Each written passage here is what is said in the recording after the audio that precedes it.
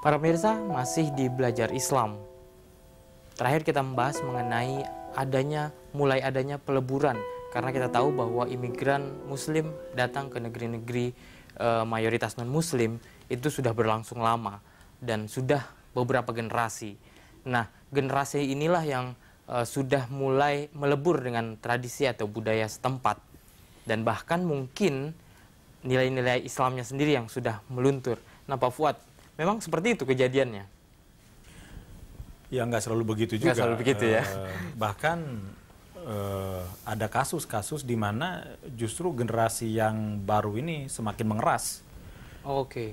Karena apa ya, ada perasaan hilang gitu. Karena berada di tengah masyarakat yang sangat asing, sehingga mereka ingin menemukan keaslian agama, mereka terjebak dalam radikalisme agama juga ada. Tapi sebetulnya dilihat dari persoalan fikih yang dikembangkan oleh Pak Muksid, sebetulnya itu lebih menarik untuk masa depan Muslim, karena pertama mereka tumbuh dalam tradisi Barat, mereka berpikir dengan bahasa Barat, bahasanya bagus-bagus, sehingga mereka ketika berislam itu dia bisa menjadi titik temu yang sangat baik antara keislaman dengan kebaratan. Nah, yang kedua masalahnya begini, ketika mereka tumbuh itu ada persoalan yang kalau saya kira memang serius persoalan, tapi banyak hikmahnya. Ketika Pak Muksid bicara tentang fikih, ya, fikih minoritas, itu kan artinya ada pengakuan di dalam diri kita bahwa fikih kita selama ini disusun oleh waktu kita menjadi mayoritas. Maka fikih kita kurang baik, kurang punya tidak sensitif terhadap orang-orang minoritas, karena ditulis ketika kita berkuasa, ketika kita mayoritas. Nah, orang tua ini itu tumbuh ketika fikih mayoritas, dan mereka menjadi bagian dari mayoritas itu, sehingga mereka tidak punya masalah dengan fikih klasik, karena mereka tumbuh dalam fikih itu waktu di negaranya. Ketika mereka pindah dan punya anak ini tidak lagi merasa nyaman dengan fikih klasik, tidak seperti orang tuanya. Sementara orang tuanya mendidik anak mereka itu pakai Islam yang bersumber pada literatur klasik. Jadi ada ketidaknyambungan antara generasi tua dan generasi baru. Nah, sebetulnya ini merupakan tantangan yang unik untuk menciptakan model Islam, model fikih yang benar-benar baru, yang sangat kontekstual dengan kebutuhan generasi baru Muslim di Barat ini.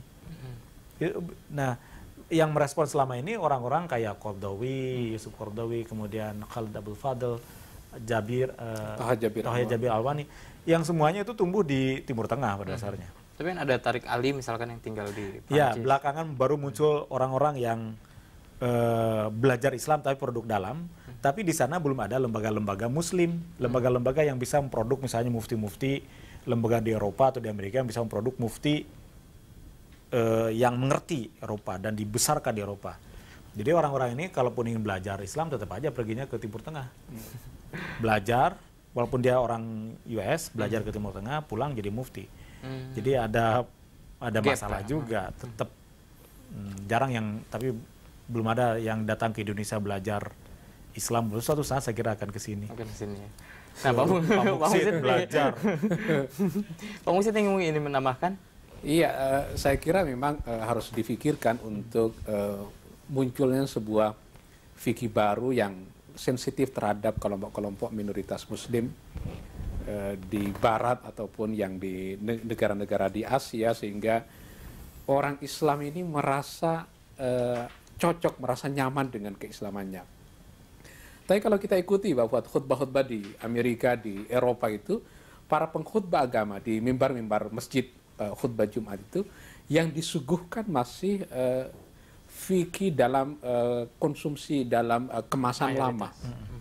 Itu yang kemudian tidak nyambung dengan generasi baru yang mereka sudah tumbuh menjadi total sebagai warga Amerika, misalnya sebagai warga negara Prancis, tapi yang disuguhkan kok jenis keislaman yang klasik, yang di mana mereka mayoritas ketika disusun.